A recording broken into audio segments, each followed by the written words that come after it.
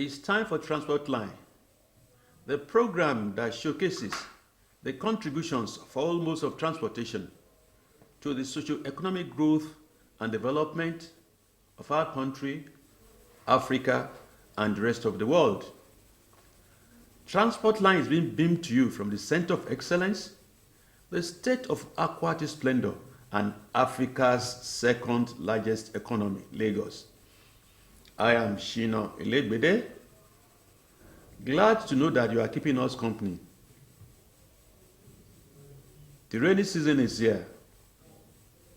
And for those of us who travel constantly on the road modes of transportation, safety aspect of it calls for concern, especially for those articulated vehicles, that is light trucks and tankers.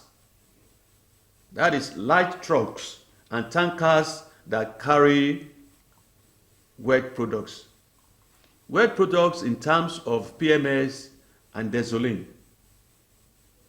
The way these big vehicles are being handled is a big cause of concern for those of us who commute daily on our roads, especially when it rains. So, what do? What should be done to prevent incessant light trucks discharging their content on the road because they somersault or they overturn? Are there laws, are there regulations that guide how these products are loaded and how they should be moved from point A to B?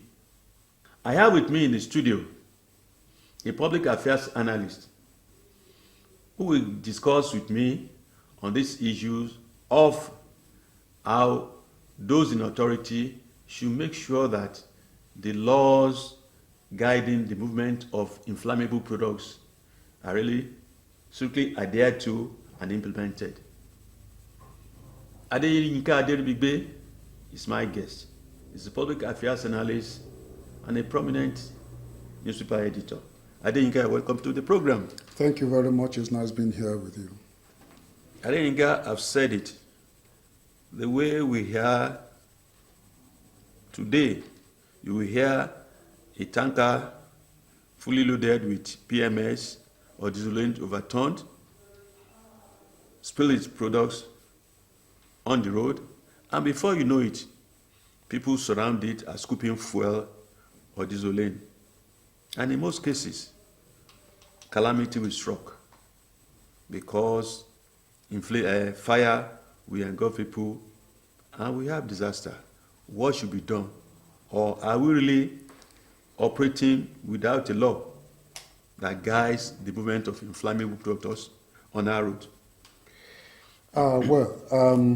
Let's take it like this. Let's say that taking wet products on our roads ab initio is a no-no. There is a means of transportation for wet products, and that is piping them. That is why you have the pipelines as a mode of transportation. But in a situation like what we have in Nigeria, where as a result of vandalism, as a result of deliberate act of sabotage by elements within and outside that are contending with, governments and their agents, we now are forced to begin to take this very sensitive and inflammable product on the road. And, it's a huge challenge on itself because the road is not where it's supposed to be. So even if the roads are always in their prime point, as in very good. The sheer pressure that are exerted on the roads will in no time make them give way. And don't forget, these vehicles are very sensitive and are easily prone to being tipped, especially with any uneven road surface. So the more of the pressure we mount on the road, the more of the tragedy we continue to have. Because unfortunately for us, we are in a situation where we don't even have the resources. Before it was scarce. Now it's not even available for us to deploy as it should have been expected on the roads. So you find a situation where 90% of the roads are in a very bad shape. And these commodities must move from the point of import or the point of production as it is now with our capacity to produce locally. You now have a situation where there is heavy concentration of these vehicles on the road. The major producer, for instance, is already thinking of importing a huge number of CNG trucks. You ask me, why trucks in the first place? Because whether they are CNG, whether they are petrol, the fact is that the fact that they will still be on the road is still the challenge. Notwithstanding the economic value that will bring in terms of safety, in terms of compliance with global energy demands and environmental impact of it. But the fact remains that still putting that number on the road and those trucks now potentially still having to contend with what is already the size of these things on the road poses a very great challenge for us. And that for me is where the real task is. That the government must, as much as possible, take us back to how we can get these things done safer and better through the pipelines. Well, in other words, make the pipelines safer for all of us. And that is why you discover that it was so done that each geopolitical zone have their point of lifting. For the Southwest, it is Ore.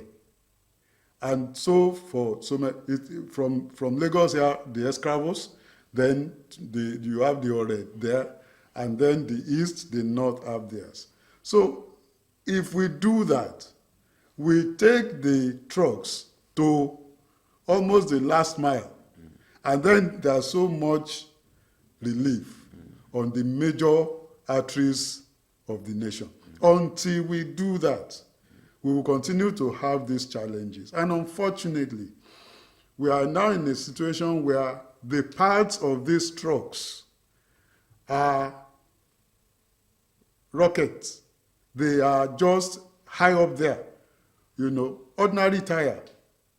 If you hear how much it is now, not to talk of brakes, not to talk of the calipers, not to talk of... So there's no element of those trucks that are cheap again. And so you find that, especially now, with the private sector involvement, all these small end investors owning 1-2 trucks or maybe 10 in a fleet, the cost of maintaining those vehicles is just is unbearable for many of them. And so they continue to manage. And when you manage such a truck, It's just an accident waiting to happen. Thank you, Adeyinka. I think before we really look at deeply into the issue of the trucks itself, we need to look at two important things. The source of loading, either through tank farms or through the various, like we have now locally produced from the refinery. Also, the issue of man, the most important, that handles these trucks. Man, the psychological frame of mind of them. But before we go into that, Adeyinka, we look at the source of lifting, tank farms and the refineries. Tank farms, there are certain procedures that are supposed to be followed. The tanker itself, the tankers that convey these inflammable products, they are supposed to be well tightened when loaded, so that in case of an accident, they are not prone to spill the content on the road. But that has not happened. What you have is that immediately there is an accident, petroleum products are on the road, gasoline are on the road. What should be done? Who and who are those that are not doing their jobs?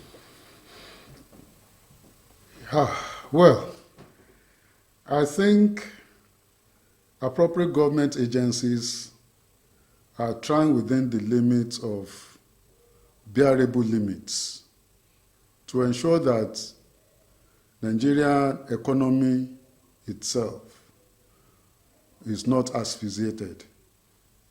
You know, this thing is a propellant of the economy.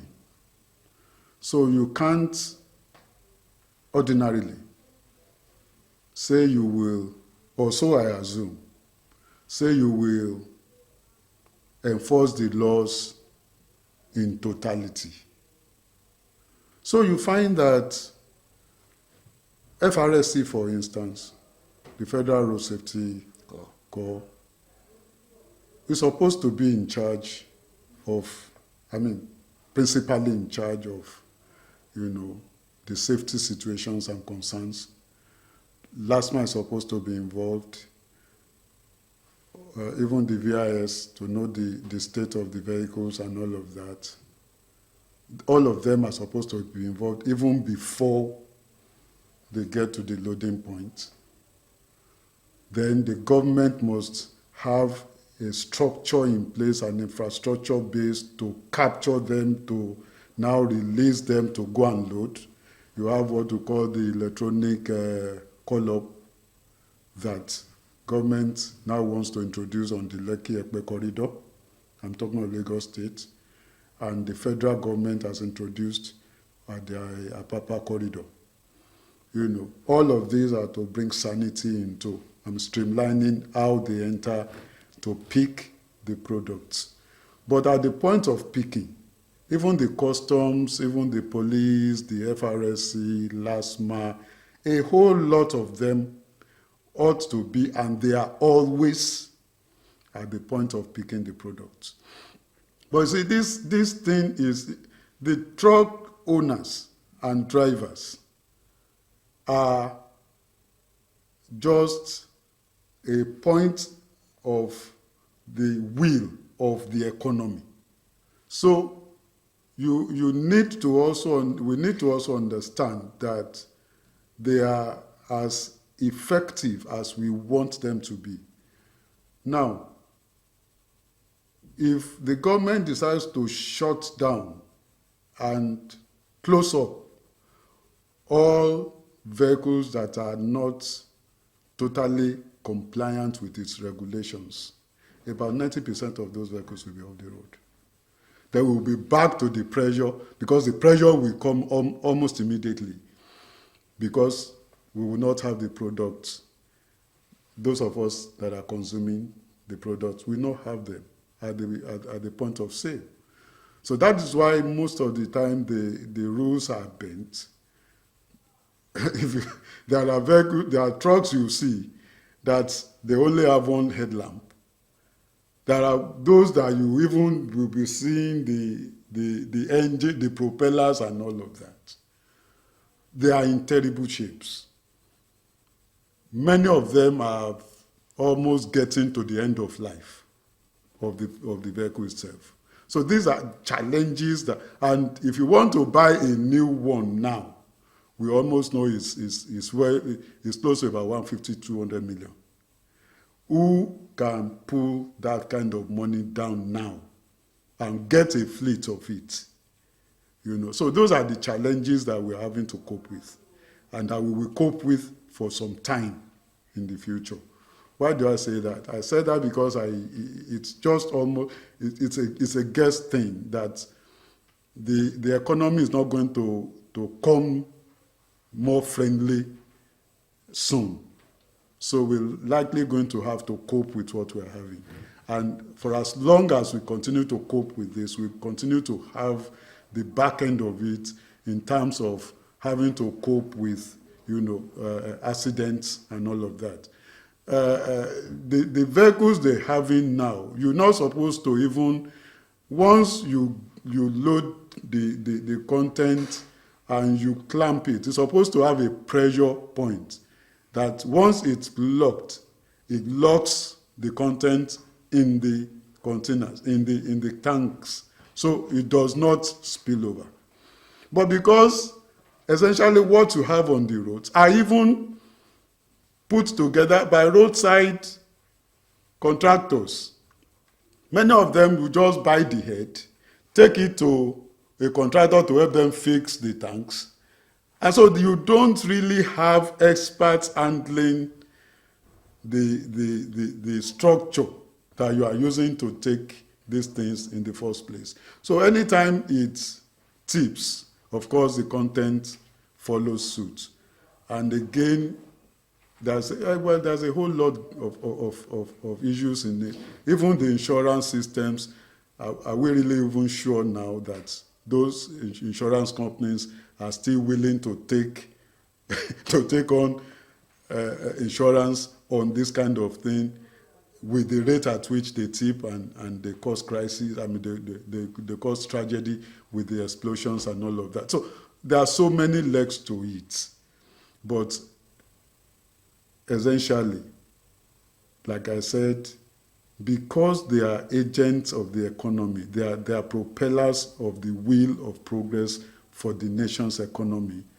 There is that allowance that agents of government are given to them so that they do not rupture the system and then put all of us in chaos.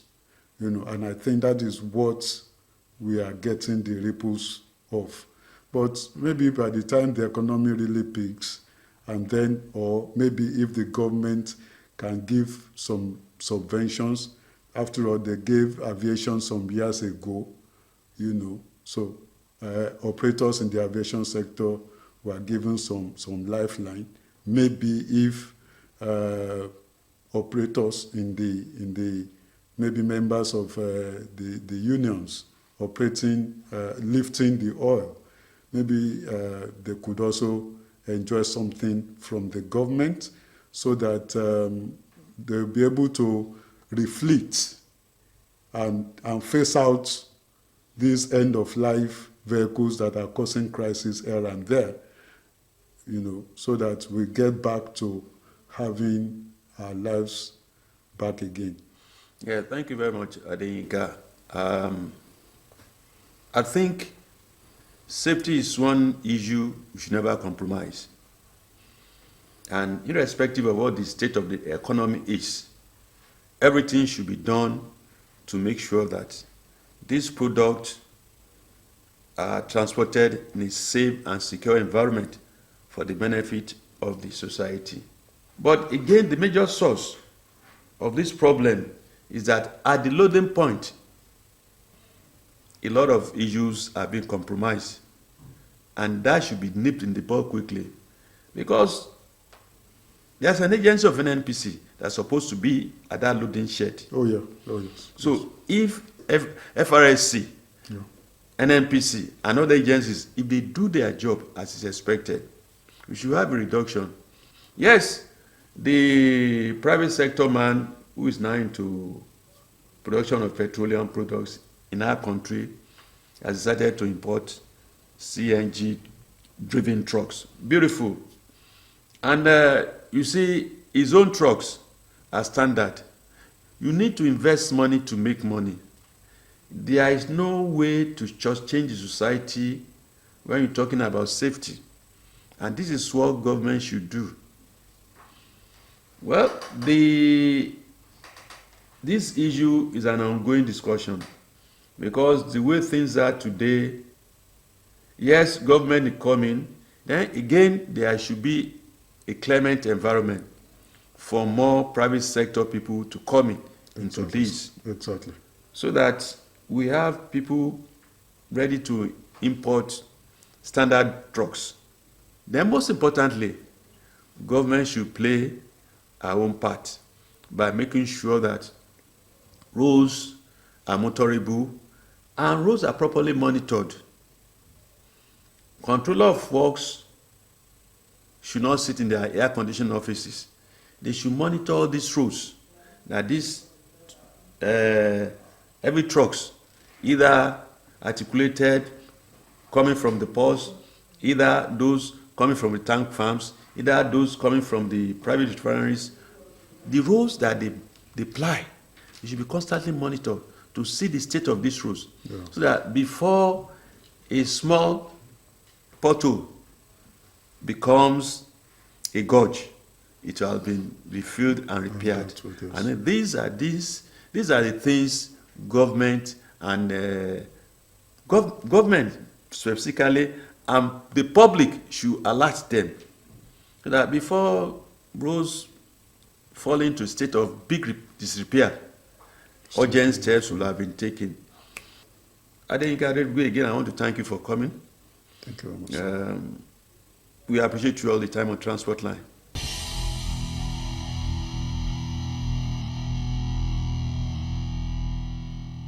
The leadership of the two most important commands of the Nigeria Customs Service, NCS, in terms of revenue generation, Apapa and Tinkan Island Port, recently went on an enlightenment visit to the National Association of Government-Approved Freight Forwarders, NAGAFF, and the League of Maritime Editors, LOME. First, Comptroller Babatunde Olumo of Apapa Port, who led his management team to the national headquarters of NAGAFF to seek further support and cooperation in the quest to remain the highest revenue earner of the Nigeria Customs Service. According to CAC Olumo, Apapa Port in the first half of the year has netted 1.73 trillion naira. As you know, Odogu is work in progress. And your members' participation in the various training sessions is noted as part of our building blocks for homegrown and sustainable customs modernization in Nigeria. The NAGAF Academy, where you have the training freight forwarding professionals, is a loud statement. It speaks to the volume you place, to the value you place on the capacity building. You are an organization that thinks ahead, strategic, and we respect you for that. Your drive for capacity building is second to none among your peers. Anybody who wants to see himself as a friend of the customs should be compliant. When you are compliant, that's the way you can support the administration. So we don't get to the level that every day we are fighting, we are quarreling. There's no need for that. And let me use this opportunity to explain to anybody that understands. The regime now is destination inspection. Destination inspection means customs examination. And that regime went further to say, make declaration by yourself. Assess yourself. And so if you have been given the opportunity to assess yourself, why do you now do to the contrary?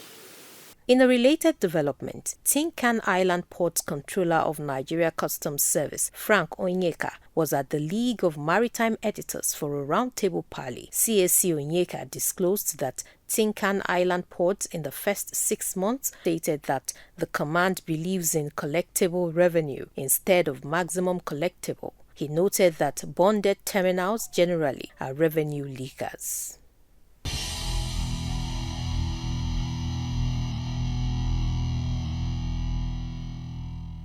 Please continue to be your brother's keeper.